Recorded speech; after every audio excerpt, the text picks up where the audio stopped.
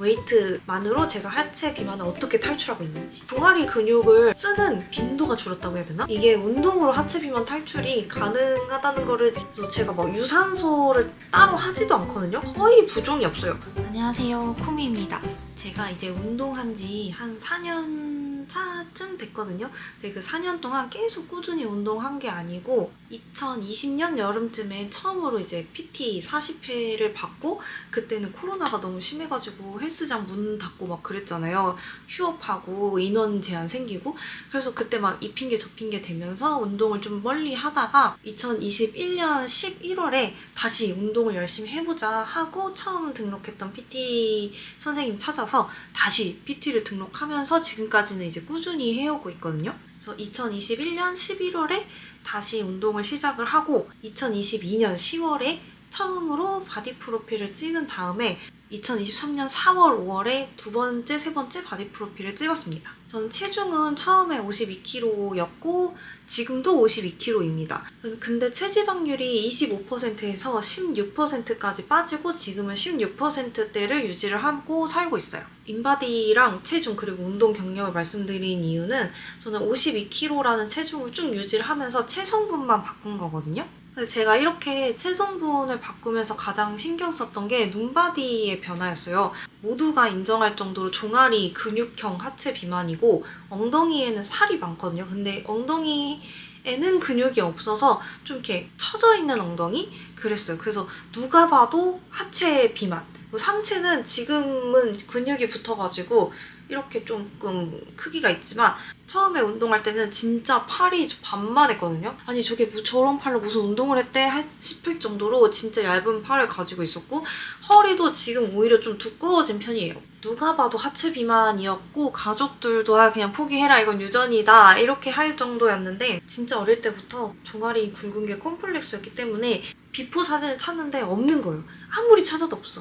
그만큼 컴플렉스였던 거죠. 전신 사진을 찍은 것도 없고 막 뭐 뒷모습 막 우연히 찍힌 사진 이런 거 없어. 그냥 다 지웠던 거예요. 근데 지금은 조금 바뀌었어요. 상하체 비율이 좀 맞기 시작했고 하체도 그냥 이렇게 눈바디 사진 찍으면은 종아리가 그렇게 막 도드라져 보이게 두껍진 않습니다. 그래서 오늘은 저 같은 체형, 엉덩이는 처졌고 살이 많고 근육형 종아리를 가지고 있는 하체 비만 분들에게 좀 도움이 될 만한, 제가 하체 비만을 탈출 중인 꿀팁을 드리려고 합니다. 하체 비만 탈출 중인 사람의 꿀팁이라고 들어주시면 괜찮을 것 같아요.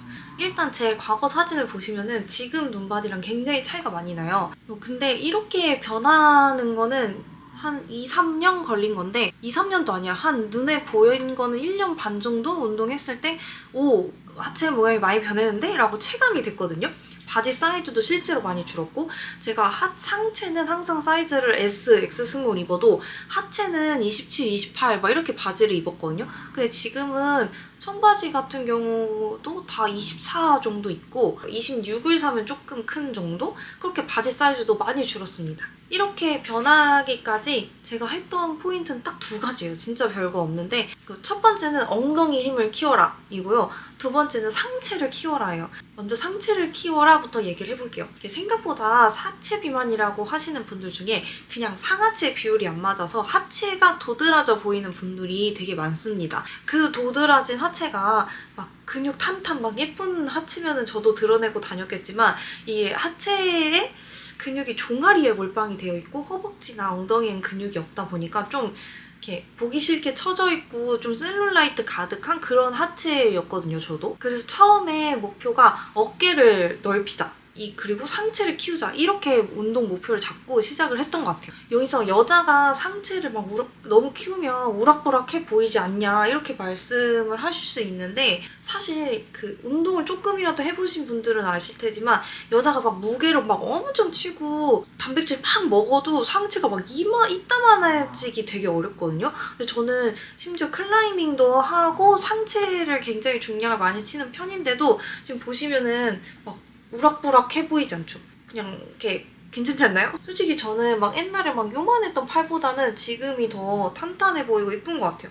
그리고 등이랑 어깨를 좀 키우면 허리도 좀 비교적 얇아 보이는 효과도 얻으실 수 있어요. 상체가 남자들처럼 막 우락부락하게 커지지 않기 때문에 진짜 마음 놓고 상체 운동을 좀 집중적으로 하셔도 괜찮습니다. 저는 그게 딱 비율이 맞아가지고 괜찮아 보이더라고요. 한 가지 또 말씀드릴 게 하체 비만러들은 아시죠? 이게 진짜 단기간에 체형이 변하지 않습니다. 저도 한 1년 반에서 2년 사이에 굉장히 많이 변했지만 그때 또 마침 바디 프로필 준비하면서 급격히 체지방을 좀 빼던 시기였고 이게 상하체 비율이 안 맞는 사람들은 한번 지방을 쫙 뺀 다음에 다시 좀 천천히 찌우고 이거를 반복을 하면은 맞아지기도 한다더라고요. 그래서 저는 바디 프로필을 그 사이에 두세 번을 찍으면서 더 변화가 빨리 왔던 것 같아요. 그리고 저도 43kg까지 진짜 막 끝까지 뼈만 남을 정도까지 잘못된 방법으로 빼보기도 했거든요. 건강하게 뺀 게 아니다 보니까 근육도 다 빠지고 상하체 비율이 안 변해요. 그냥 마른 하체 비만이야.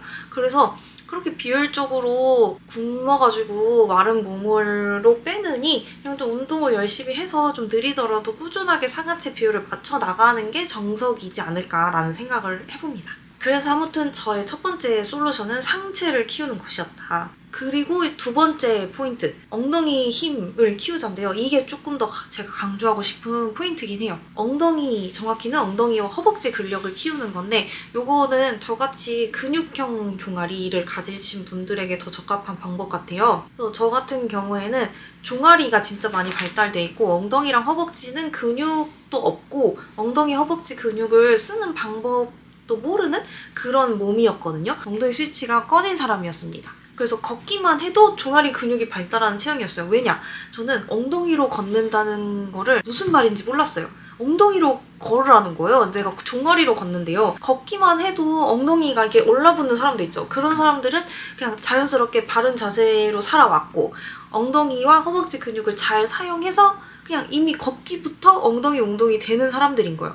근데 저는 아니었거든요. 아마 저 같은 체형, 처진 엉덩이, 그리고 허벅지랑 엉덩이 근육이 없는 사람, 그리고 종아리에 근육이 유난히 몰빵된 사람, 살 말고 진짜 근육. 그래서 그런 분들은 저 같은 체형일 확률이 높습니다. 일단 제가 걷는 자세부터가 잘못됐다는 걸 깨달았잖아요. 걷는 연습을 냅다 하지 않았어요. 어차피 걷는 연습을 하면 뭐해, 내가 걸으면서 엉덩이에 힘을 줄 수가 없는 걸. 그래서 저는 일단 가장 첫 번째로 먼저 한 게 엉덩이에 선자극을 주는 맨몸 운동들을 좀 열심히 해줬어요. 가장 먼저 배운 자세는 요 자세인데 이게 누워서 하면 크램쉘이라는 동작이잖아요. 그래서 그냥 편의상 스탠딩 크램쉘이라고 하겠습니다. 저는 이거 처음에 배웠을 때 이름을 몰라가지고 그냥 개 자세, 개 오줌 누는 자세 이렇게 번핏 어플에 저장해놓고 진짜 매일매일 해줬거든요. 헬스장 주 4회를 간다고 하면은 어떤 운동을 하든 마무리에 항상 이 운동을 껴서 해주는 거예요.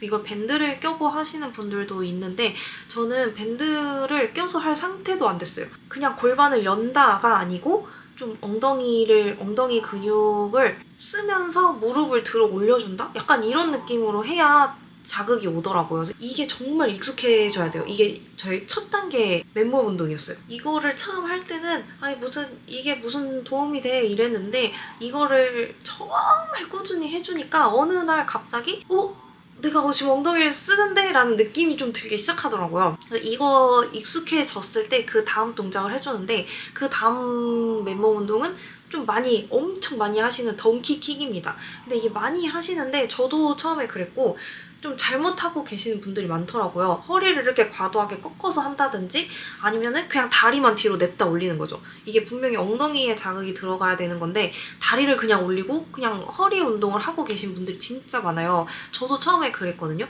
그래서 이 덩키킥을 하기 위해서는 복부랑 코어 힘이 좋아야 허리를 꺾지 않고 딱 엉덩이 근육만 사용해서 다리를 뒤로 들 수 있다고 하더라고요. 그래서 저도 처음에 이거를 배우고 이때부터는 그 주 4회에 그 아까 크램쉘을 매번 해줬다고 했잖아요. 여기에 또 복부랑 코어 루틴을 또 짜가지고 그걸 또 매번 해줬어요. 이 덩키킥을 하기 위해서.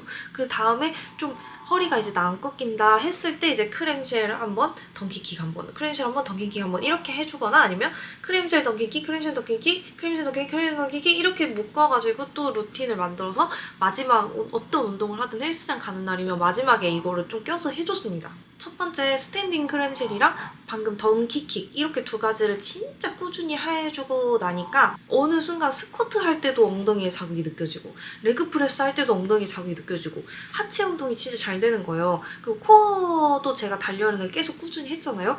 그러니까 좀 하체를 쓰는 방법을 깨달은 게 딱 느껴졌어요. 나 이제 하체 잘 쓰네? 약간 이렇게. 요 덩키킥은 처음에 저도 이렇게 그 발목에 밴드 감고 케이블에서 중량으로 쳤었거든요.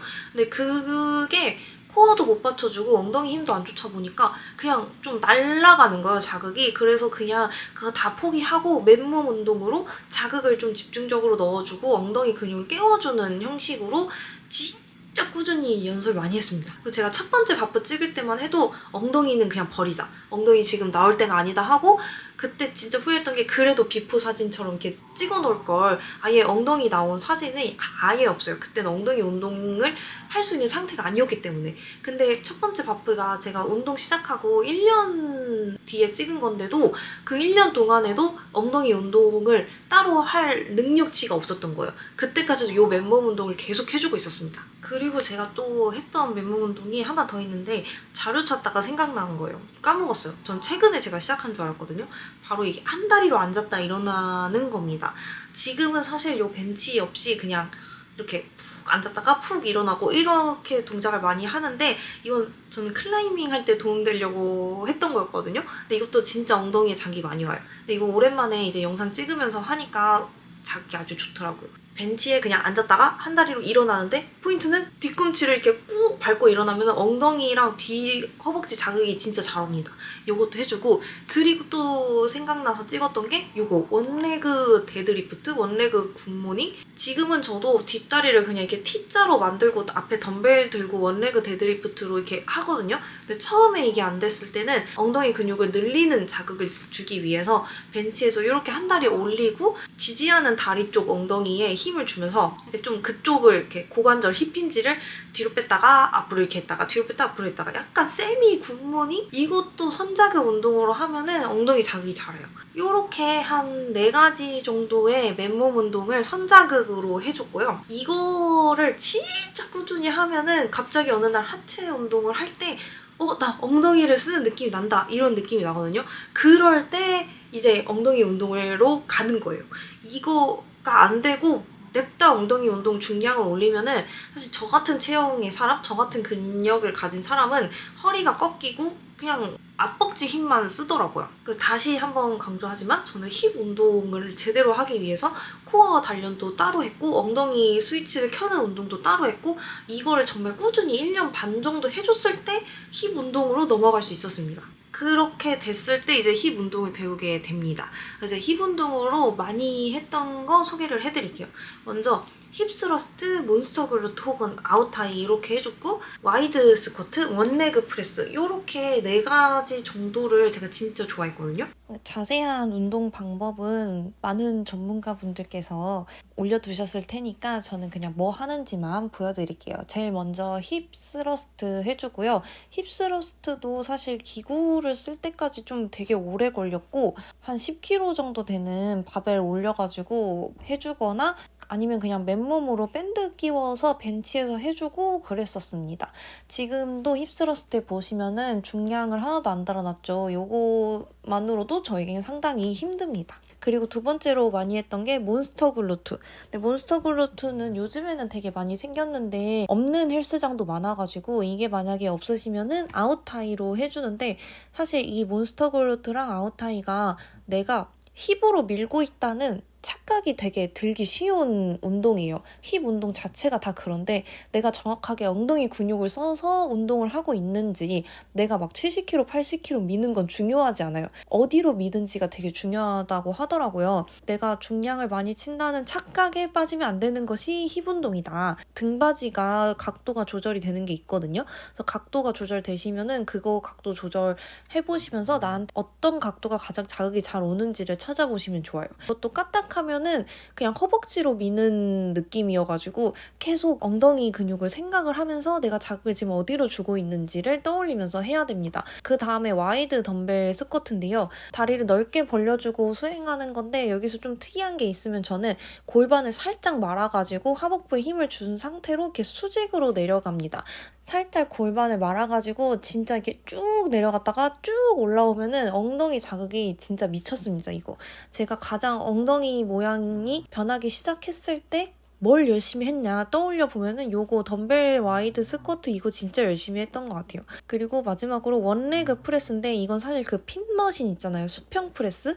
핀머신인 프레스에서 하면 더 자극이 잘 오는데 저희 헬스장엔 없어가지고 그냥 원판 없이 레그 프레스에서 해주고 있습니다. 근데 한 다리로 하면은 생각보다 엉덩이 허벅지 밑쪽에 자극이 진짜 잘 들어가가지고 요것도 마지막에 이제 내가 엉덩이를 더 털고 싶을 때 이렇게 해주고 있습니다. 그리고 요즘에 새롭게 배워서 추가된 힙 운동은 요거 스티프 데드리프트랑 레그 컬인데 레그 컬도 사실은 코어랑 등 근육이 강해야 엉덩이까지 쓸 수 있는 것 같더라고요. 저도 엉덩이까지 쓰는 날이 있고 엉덩이를 못 쓰는 날이 있고 아직은 좀 부족한데 이렇게 양다리로 해주기도 하고 한 다리씩 해주기도 합니다. 진짜 가장 좋은 거는 스쿼트를 엉덩이로 미는 건데 이거는 제가 말했듯이 앞에 맨몸 운동을 정말 꾸준히 해주잖아요. 그럼 어느 날 갑자기 스쿼트가 엉덩이 운동의 최고구나라고 느끼는 시간 딱 그 순간이 옵니다. 스쿼트도 엉덩이를 타겟으로 열심히 해주고 있어요.